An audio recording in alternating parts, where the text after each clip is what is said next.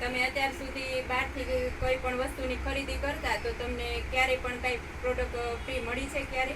નહીં, અત્યાર સુધીમાં ક્યારેય પણ ફ્રી પ્રોડક્ટ મળી નથી. આ પહેલી વખત એવું છે કે આરસીએમમાંથી વસ્તુની ખરીદી કરતાં પ્રોડક્ટ ફ્રી મળેલી છે. તો તમને આપણે આરસીએમની વસ્તુ ખાવાથી તમને શું કઈ એવો ફાયદો મળ્યો છે કે કોઈ પણ વસ્તુમાં? હા, મને ખુદને સંધિ હવા હતું, શરીરના સાંધાના દુખાવા હતા. એમાં મેં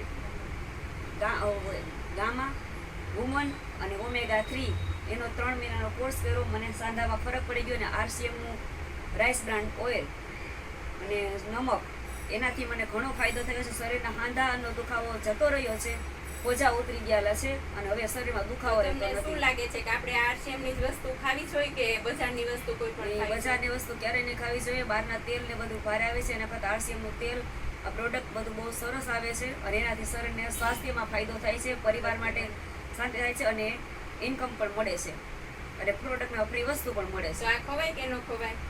આ જ વસ્તુ ખવાય, બહારની વસ્તુ ક્યારે લેવી નહીં. તો તમે બીજાને આ બધી વાત કરશો ને?